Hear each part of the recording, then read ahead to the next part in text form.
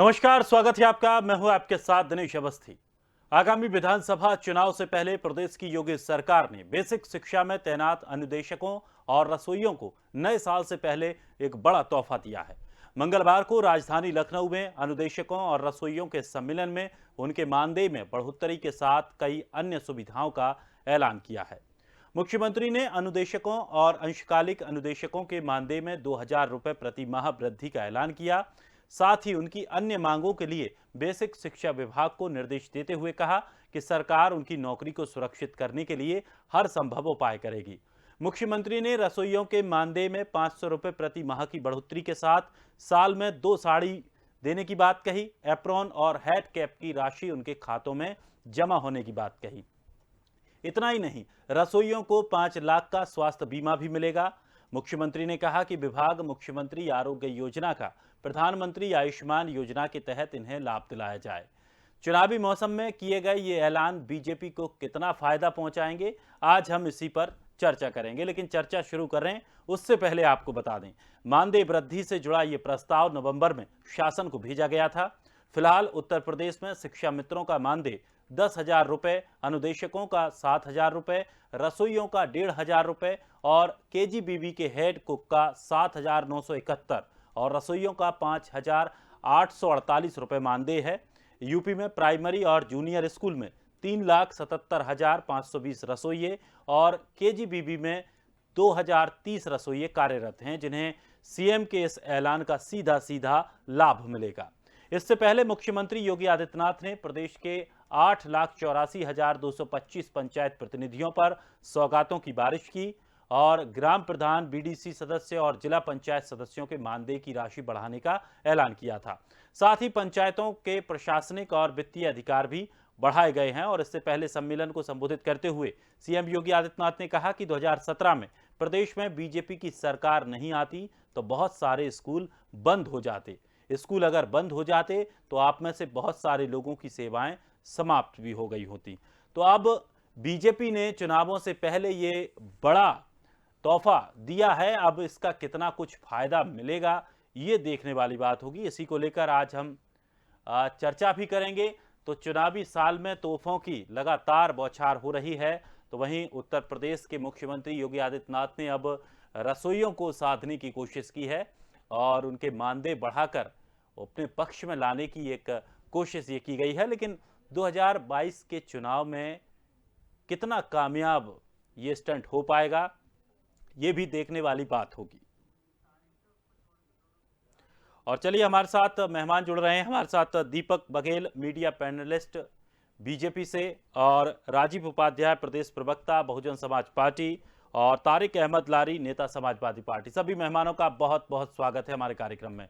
सबसे पहले मेरा सवाल दीपक आपसे है, आखिर बीजेपी को इस तरह की योजनाओं से या इस जो ऐलान किया है, इससे कितना लाभ आने वाले चुनावों में मिल पाएगा? नमस्ते जी। सर्वप्रथम तो मैं स्पष्ट कर दूं, ये किसी प्रकार का कोई चुनावी स्टंट नहीं है। ये सरकार बहुत लंबे समय से इसके ऊपर विचाराधीन थी और लगातार सरकार प्रयासरत थी और आज वो प्रयास पूर्ण रूप से साकार हुआ है। भारतीय जनता पार्टी की डबल इंजन की सरकार की जो ट्रेन है, आज वो इन पिछड़े शोषित लोगों तक भी पहुंची और उन सभी वर्गों को, जो भारतीय जनता पार्टी कहती है कि सभी वर्गों को साथ लेकर चलना है, तो उनमें से ये वर्ग बहुत पिछड़ा होता जा रहा था। इन लोगों का मानदेय लंबे समय से नहीं बढ़ पाया था। पूर्व में भी शिक्षा मित्रों का भारतीय जनता पार्टी सभी के विकास सभी तक सुनिश्चित करने के लिए लगातार प्रयासरत है और लगातार वो कार्य कर रही है, जिससे उन सभी को एक उत्थान, एक सामाजिक उत्थान की स्थिति उन सभी के लिए पैदा हो। जिस प्रकार से मैं आपको बता दूं, किस प्रकार से लोगों का मानदेय बढ़ाया गया। रोजगार सेवकों का मानदेय लगभग 6,000 रुपए था, उसको भी 10,000 भारतीय जनता पार्टी की सरकार में किया। रक्षक दलों को 375 रुपया मिलता था, जिसको 500 रुपए किया गया। चौकीदारों को 1,500 से 2,500 की है।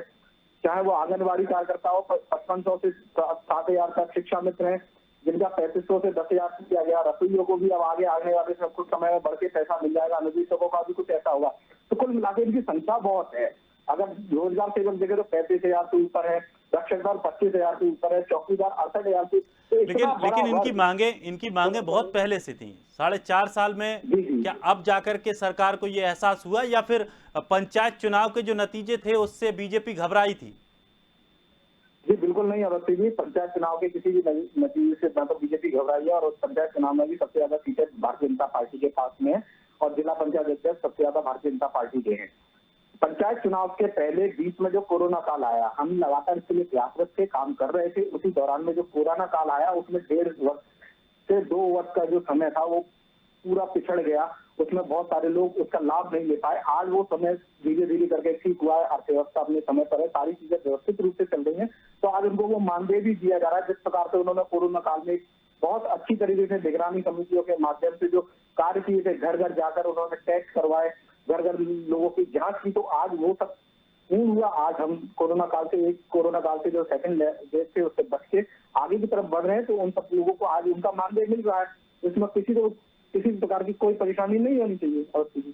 चलिए राजीव जी, बीजेपी ने जिस तरह से ये तमाम घोषणाएं की हैं, खासकर योगी आदित्यनाथ चुनावों से पहले लगातार ताबड़तोड़ घोषणाएं कर रहे हैं, और जो समस्याएं थी उन लोगों की लंबे समय से, उनको अब दूर करने की एक डैमेज कंट्रोल भी जिसे कह सकते हैं, इसकी कोशिश की जा रही है। कितना बेहतर आप मानते हैं, और बीजेपी के पक्ष में ये कितना रह पाएगी? देखिए अवस्थी जी, बघेल जी की बातों को मैं सुन रहा था, और बघेल जी जिस तरह से कह रहे थे कि हमने सब कुछ अनुदेशकों को, शिक्षा मित्रों को, आशा बहुओं को, आंगनबाड़ी को सब कुछ दे दिया। इनसे तो एक जो शिक्षा मित्र हमारे उत्तर प्रदेश के हैं, पिछले 1 वर्षों से, उससे भी ज्यादा समय से वो बार बार लिखते हैं मुख्यमंत्री जी को हमारा मानदेय बढ़ाया जाए। और मानदेय जब समाजवादी पार्टी गई थी तो उस समय वो 40,000 का मानदेय लिख करके गई थी कि 40,000, और कुछ लोगों को 2-4 महीने मिला भी था। लेकिन जब ये सरकार आई और सुप्रीम कोर्ट में इसका मामला चला कि इनके पेपर लिए जाएं या इनको हटाया जाए, उसके बाद से भारतीय जनता पार्टी किसी निर्णय की स्थिति में नहीं आ पाई, और सारे शिक्षा मित्रों को ले जाकर के एक खाई में डाल दिया, और 10,000 रुपया अनाउंसमेंट कर दिया कि 10,000 रुपया देंगे, 40,000 रुपया क्षमता हमारी सरकार की नहीं है, ना हम दे पाएंगे। आज ये बड़ी बड़ी बातें कर रहे हैं लोग, और पिछले 1 महीने, पिछले 5 वर्षों से जो व्यक्ति किसी को 1 रुपये का, किसी कर्मचारी को, किसी को 1 रुपये का, अनुदेशक को, आशा बहु को, किसी को 1 रुपया जब बढ़ा नहीं पाए, वह व्यक्ति आकर के चुनाव के समय में साड़ी बांटता हो कि 2-2 साड़ियां आपको साल में मिलेगी। दिनेश जी, इससे अंदाजा लगा सकते हैं कि भारतीय जनता पार्टी की आज मनोदशा क्या है, और भारतीय जनता पार्टी किस तरह से डरी हुई, सहमी हुई पार्टी है।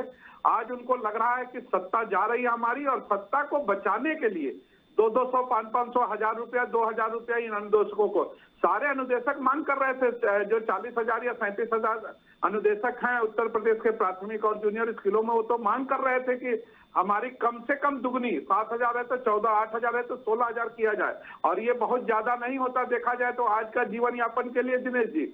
लेकिन अच्छा, अनुदेशक क्या होता है, एक ट्रेंड होता है दिनेश जी। वो ट्रेंड इस मामले में होता है कि या तो वो बीपीएड होता है, या कृषि से ट्रेंड होता है, या कंप्यूटर से ट्रेंड होता है। और ट्रेंड व्यक्ति को आपने 7,000 रुपया में जो भर्ती करके रखा, उसको 14,000 अब तक मिलना चाहिए, क्योंकि इतने बरस हो गए हैं उसको, करीब करीब 10 बरस होने जा रहे हैं उनको।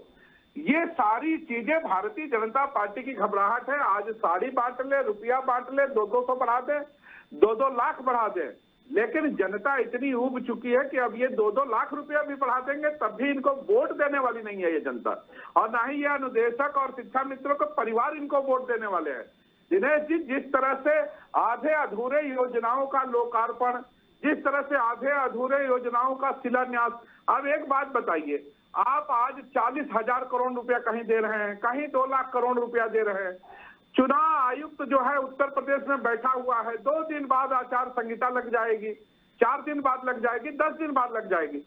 ये पैसा केंद्र सरकार का आकर के कहां लग जाएगा दिनेश जी? और कौन लगा जाता है? किस अधिकारी की ताकत है कि इस पैसे को, क्या चीफ मिनिस्टर की ताकत है कि इस पैसे को लगा देंगे? कतई नहीं लगा सकते। न तो योजना बन पाएगी इस पैसे की, न तो यहाँ ड्राफ्टिंग हो पाएगी कि एक रोड भी बनना है, एक घर भी, मकान भी हम बनवाते हैं तो उसके लिए मैपिंग से शुरू करके और छत तक जाते जाते 1-2 साल लग जाता है। वो स्थिति भारतीय जनता पार्टी करती। यही 40,000 करोड़ रुपया अगर पहले देती होती तो उत्तर प्रदेश की जनता का बहुत भला हो जाता। आज तो प्रधानमंत्री जी भी आ रहे हैं, तो दिल्ली आ रहे हैं प्रधानमंत्री जी, अमित शाह जी आ रहे हैं, नड्डा जी आ रहे हैं, 2-2 लाख की भीड़ इकट्ठा करते हैं और 2-2 लाख करोड़ रुपए की योजना देके चले जाते हैं। जनता ले जाए तो ले जाए, रुपया क्या करेगी जनता इतना? अगर यही रुपया समयबद्ध आ गया होता और आज 5 साल में ये कर लिए होते तो न तो साड़ी का अनाउंसमेंट करना पड़ता और न ही ये 200-400 रुपया आशा बहुओं को अनाउंसमेंट करना पड़ता है। ये ऐसे ही चुनाव जीत जाते हैं और इनकी सत्ता बरकरार होती है। लेकिन दीपक जी, जिस तरह से चुनावी माहौल की बात होती है, सवाल इसलिए खड़े होते हैं कि जब चुनावी वक्त आता है तब लाख लाख करोड़ करोड़ रुपयों की योजनाएं घोषणा कर दी जाती हैं, लेकिन क्या वाकई में ये योजनाएं धरती पर, जमीन पर उतर पाती हैं? दिनेश जी देखिए, दिनेश जी इसमें बड़ी विडंबना है कि इस पैसे को सुनिए, बघेल जी सुनिएगा फिर आप बोलिएगा। ये पैसा, कोई भी योजना होती है दिनेश जी, तो आप समझ लीजिए कि एक योजना को 1 अप्रैल से शुरू करके और 31 मार्च तक ले जाते हैं, तब भी हमारे सांसदगण, बड़ी योजना तो नहीं कहूंगा, सांसदों को जो 5-5-10 करोड़ मिलता है, ये भी लैप्स हो जाता है। कहते हैं कि हम समयबद्ध नहीं हो पाया तो हम खर्च नहीं कर पाए। आप सोचिए कि 10-10 हजार करोड़ रुपया जब योजना से, भारत सरकार से पैसा चल के आएगा, उत्तर प्रदेश की ड्राफ्टिंग होगी, फिर उसकी अमेंडमेंट होगा, फिर उसको बदला जाएगा, बनाया जाएगा, इस तरह कार्यकलाप में कम से कम 2-4-6 महीने लगते हैं दिनेश जी। और ये पैसा आकर के चुनावी सौगात है, जनता भी जान रही है, घर घर बैठे बैठे कि सुन लेना है।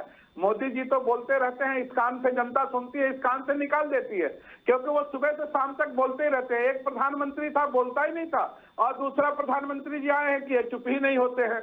ये स्थिति है भारत की, और विडंबना है हमारे उत्तर प्रदेश की कि जनता जो है आज रुपये को देख करके आघा गई है, जिसको कहते हैं ना कि डकार लेना, वो स्थिति हो गई। इतनी रुपया आ गया है कि एक आदमी को वो 15 लाख वाला जो सपना है, बघेल जी शायद अगर खातों में डाल दे तो उतना रुपया 15 लाख दिनेश जी मिल जाएगा। दीपक जी, बसपा प्रवक्ता भी किस प्रकार से हताशा है वो इस चैनल के माध्यम से देखने को मिल रहा है। ये भूल गए कि 14 अरब का सबसे बड़ा स्मारक घोटाला बहुजन समाजवादी पार्टी के कार्यकाल में हुआ। ये भूल गए कि ये पूरे कोरोना काल में, पूरे 5 वर्ष तक जब से इनकी सरकार गई, उसके बाद में ये कभी बाहर नजर नहीं आया। राजीव जी सुन लीजिए, जब आपकी बारी आई है तो सुनने देखो सुनना भी चाहिए। जिस तरह से देश को बेकार न कीजिए, एक गरिमा बनाए रखिए, अनुशासन बनाए रखिए। आखिरी बारी आई थी, आप कह लीजिएगा, अभी मेरी बारी है तो मुझे स्पष्ट करने दीजिए ना। देखिए आधा घंटा है, फिर मैं आपकी बात में बोलूंगा, जनता तक बात पहुंच नहीं पाएगी। कम से कम जनता का ख्याल रखते हुए उनको बात पहुंचाने दीजिए कि आपकी बारी पूर्ण रूप से आएगी। आपके यहाँ पे सबसे बड़ा स्मारक घोटाला हुआ, आपने प्रदेश की जनता को इसी प्रकार से छोड़ दिया। आप केवल स्मारकों में लग रहे और आप प्रदेश की जनता का ख्याल नहीं कर पाए। अरे सुन को लीजिए, अरे बताएंगे तो जब आप सुनने को तैयार होंगे। आप डकारने की बात करते हैं तो आपके पास कोई डकारने वाला है नहीं, है ना। आप सुनिए, जब से आप सरकार में से गए, जब से आप कहीं नजर नहीं आते, केवल और केवल कंप्यूटर पर चिड़िया उड़ाते हुए नजर आते हैं, उसके अलावा आपकी प्रमुख कहीं नजर नहीं आती। आप सुनिए, कोरोना समय में पूर्ण रूप से समय लगाते आप नजर नहीं आए, और आज भारतीय जनता पार्टी के पास बात कर रहे हैं। भारतीय जनता पार्टी ने जिस चीज का शिलान्यास किया, उसका लोकार्पण भी भारतीय जनता पार्टी ने किया है। चाहे वो अर्जुन सहायक परियोजना हो, चाहे वो मेट्रो, कानपुर की मेट्रो रेल हो, चाहे वो बुंदेलखंड का एक्सप्रेस वे हो, चाहे वो पूर्वांचल का एक्सप्रेस वे हो। सुनिए प्रत्येक जिले में चाहे उनका मेडिकल कॉलेज बनाने की बात हो, चाहे उज्ज्वला योजना हो, चाहे सौभाग्य योजना हो, चाहे किसानों का कर्ज माफी हो, चाहे किसानों को गन्ना किसानों का भुगतान हो, ये सब भारतीय जनता पार्टी से लगा। चलिए तारिक जी हमारे साथ जुड़ गए हैं, तारिक जी जुड़ गए हैं, दीपक जी, राजीव जी, तारिक जी भी हमारे साथ जुड़ गए हैं। पार्टी में कानपुर की मेट्रो का उद्घाटन और शिलान्यास तो कम से कम हुआ था। चलिए राजीव जी थोड़ा सा मौका इनको भी दीजिए, वो बड़ी देर से जुड़ पाए हैं। तारिक जी, बीजेपी ने तमाम घोषणाएं की हैं, खास करके जो अभी स्व सहायता समूह की महिलाओं को लेकर के, रसोइयों को लेकर के तमाम बातें कही गई हैं और उनके मानदेय बढ़ाने की बात कही गई है। क्या लगता है, क्या बीजेपी इससे फायदा ले पाएगी, या फिर ये बीजेपी को डर लग रहा था कि जिस तरह से पंचायत में जो चुनाव के नतीजे आए थे वहां कहीं ना कहीं गड़बड़ थी, उसको डैमेज कंट्रोल करने की कोशिश की गई है? देखिए, जो भी ये घोषणाएं हैं, ये सिर्फ घोषणाएं इनकी साबित होती हैं, ये कोई धरातल पे तो काम करते नहीं है। हेलो जी सुन पा रहे हैं, बोलिए आप। जी, धरातल पे तो काम करते नहीं है। अभी कुछ दिन पहले ही शिक्षकों क्या नाम है, टीचर्स के बच्चे जो थे, जो अपना चाहते थे, नौकरी चाहते थे, शिक्षक में तैनाती चाहते थे, वो लोग अभी अपना रैली निकाले थे तो यहाँ दौड़ा के मारा गया। यहाँ तक कि प्रेग्नेंट लेडी के पेट तक पे लात मार दी गई, डंडे मार दिए गए। तो ये क्या चाहते हैं, हमारी समझ से परे है। ये कहाँ से संत नजर आ रहे हैं, मुझे पता नहीं, योगी नाम तो नहीं होना चाहिए। संतों का नाम और योगी का नाम को बदनाम कर दिया है ये अजय सिंह भिष्ट ने। इनका नाम ओरिजिनली अजय सिंह भिष्ट है, तो वही नाम ले रहा हूँ। तो इन्होंने नाम बदनाम कर दिया है संत समाज का। अगर ये संत सच्चे संत है, वाकई में संत है, तो मैं कह रहा हूँ, मुझे तो उम्मीद नहीं है कि ये संत है। संत कभी झूठ नहीं बोलता है, लेकिन ये तो झूठों का पुलिंदा लेके अपनी गठरी में बांध के चलते हैं साथ में। और ऐसे ही इनके क्या नाम है, बॉस भी वैसे ही हैं, आली जनाब मोदी साहब, और क्या नाम है वो अमित शाह जी भी वैसे ही हैं। तो इन लोगों के बातों का भरोसा करके शायद जनता इस बार भरोसा ना करे। इस बार भरोसा ना करेगा क्या मतलब, सड़कों पर पता चल रहा है कि भरोसा नहीं कर रही है और बाकायदा इन लोगों को जवाब दे रही है। कई जगह इन लोगों को नुकसान हो रहा है, कई जगह से ये लोग भगाए जा रहे हैं। पार्टी का झंडा लगा के प्रचार करने पहुंच रहे हैं तो गांव से लोग इनको खदेड़ रहे हैं, इनकी गाड़ियों को खदेड़ रहे हैं, इनको लोगों को खदेड़ रहे हैं, अब शब्द बोल रहे हैं। तो ये शायद मेरी जिंदगी में पहली बार हुआ है कि किसी पार्टी के साथ इस तरह का रवैया कोई जनता से लोग अपना रहे हैं। पार्टी आपस में झगड़ा कर बात दूसरी है, लेकिन जनता ये रवैया अपनाए हुए इनके लिए तो बहुत बड़ी बात है। लेकिन तारिक जी, बीजेपी योगी आदित्यनाथ ने तो ये भी कहा कि इससे पहले की जो सरकार थी, यानी कि समाजवादी सरकार, स्कूल बंद होने की कगार पर आ गए थे। उन्होंने रसोइयों से कहा कि अगर वो स्कूल बंद हो जाते तो आप लोगों का रोजगार भी चला जाता। लैपटॉप मेरे ख्याल से यही बांट रहे थे उस समय, 2012 से लेकर 2017 तक लैपटॉप तो पता था। 8 लाख लैपटॉप का कोई पता नहीं कहाँ दिया तारिक जी। देखिए, बीच में बोलने की आदत न रखें तो ज्यादा बेहतर होगा। बीच में बोलने की आदत न रखें तो ज्यादा बेहतर होगा। आप कहिए पहले आप अपनी बात कह दीजिए। तो लैपटॉप बांटने का जो काम चल रहा था वो शायद जी तारिक जी, आप सुन पा रहे हैं? करके रो रहे थे, आंखों पे लपक लपक कर रो रहे थे, लपक लपक कर रो रहे थे। आंखों पहुंचने वाला कोई नहीं था। जब ये दंगा करवा के पहुंचे थे, क्योंकि दंगा करा के पहुंचे थे, भगोड़े कहा जाए क्रिमिनल थे ये, और संसद में जाके छुप गए थे, तब क्या था? चलिए दीपक जी। इतने सुंदर रूप से झूठ को भी प्रस्तुत किया जा सकता है। ये तारिक जी की बातों से एकदम स्पष्ट हो रहा है। किस प्रकार से ये लैपटॉप की बात करें, 8.5 लाख लैपटॉप का कोई हिसाब किताब नहीं है। लगभग 1170 करोड़ का घोटाला तो इन्होंने लैपटॉप नहीं किया। इनके लिए तो योजनाएं जितनी आती थी वो केवल घोटाले के लिए आती थी। एक वर्ग विशेष, एक जाति विशेष को खुश करने के लिए इन्होंने आयोगों का गठन किया था। इनके तीनों आयोगों के अध्यक्ष को हाईकोर्ट ने फटकार लगा के हटाया।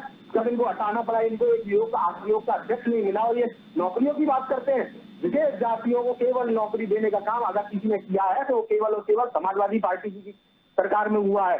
सबसे ज्यादा अगर किसी योजनाओं में भ्रष्टाचार हुआ तो केवल और केवल समाजवादी पार्टी की सरकारों में हुआ है। चाहे वो गोमती रिवर फ्रंट का घोटाला हो, चाहे वो पेंशन घोटाला हो, चाहे वो समाजवादी पेंशन घोटाला हो, इन सभी में लगातार इन्होंने भ्रष्टाचार किया है। इनकी योजना भ्रष्टाचारी योजनाएं थी। और आज तारिक फतेह जी किस प्रकार से भाजपा के दामन पे दाग लगाने की कोशिश है। पहले अपना दामन देख लीजिए, किस प्रकार से मुजफ्फरनगर देख लीजिए, किस प्रकार से मुजफ्फरनगर कैराना में आप दंगे कराते थे, किस प्रकार से गुंडा राज आपने कायम कर रखा था पूरे उत्तर प्रदेश के अंदर। ये वही गायत्री प्रजापति है जिनके ऊपर बलात्कार का केस था, उनको मंच मंच लेके जाते थे।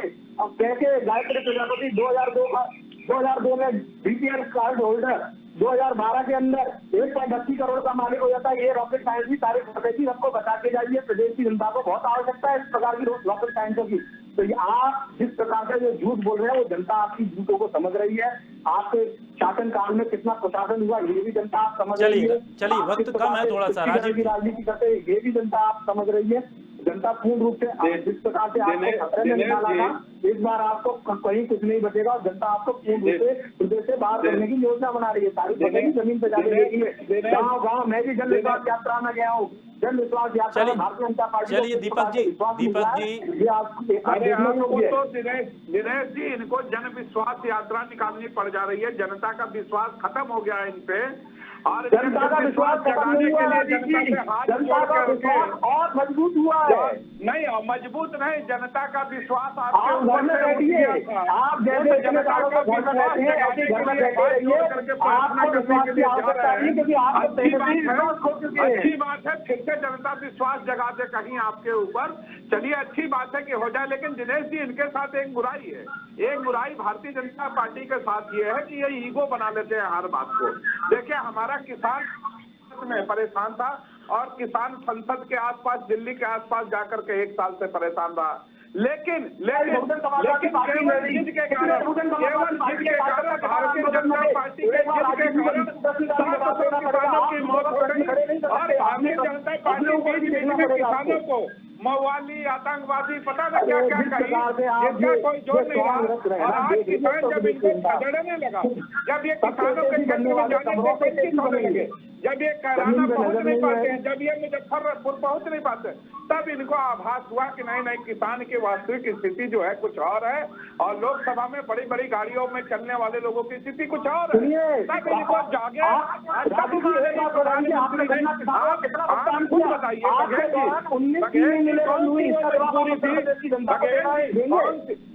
बघेल जी सुनिएगा, कौन सी वो मजबूरी थी जिसको भारतीय जनता पार्टी कह रही थी कि नहीं नहीं, इन 3 कानूनों के बगैर जिया नहीं जा सकता है, और आज वो कौन सी मजबूरी आ गई? वो कौन सी मजबूरी थी? तीनों कानूनों की आवश्यकता नहीं है ना। आप समझ लीजिए, आप ही दोनों चीजें कहते हैं। जब आप वो कानून लाए थे तो बोले थे हमारा मास्टर स्ट्रोक है, इस कानून से देश का भला हो जाएगा। जब ये कानून आपने लोकसभा और राज्यसभा में विड्रॉ किया और रद्द किया, तब आपके नेता कहते थे कि ये मास्टर स्ट्रोक है और इससे हमको जनता का बल मिल जाएगा। क्या मतलब है भाई? आप जो करें वो भी मास्टर स्ट्रोक, जो विड्रॉ करें उसको भी मास्टर स्ट्रोक। चलिए राजीव जी, दीपक जी, तारिक जी, बहुत बहुत शुक्रिया, बहुत बहुत शुक्रिया, बहुत बहुत शुक्रिया। आप लोग जुड़े और आपने अपनी अपनी बातें रखी। लेकिन जिस तरह से अब उत्तर प्रदेश में चुनाव आने वाले हैं और कुछ ही दिनों में चुनाव की तारीखों की भी घोषणा होने वाली है, उससे पहले लगातार बीजेपी में और उत्तर प्रदेश योगी सरकार योजनाएं दे रही है, लाभ दे रही है। तो वही इसी श्रेणी में मानदेय बढ़ाया गया है, 2000 रुपये मानदेय रसोइयों का बढ़ाया गया है। अब देखना ये होगा कि आने वाले चुनावों में इसका कितना असर बीजेपी के हित में होने वाला है। फिलहाल इस खास कार्यक्रम में इतना ही। ताजा तरीन खबरों के लिए आप बने रहिए स्वदेश के साथ। सबसे पहले देश।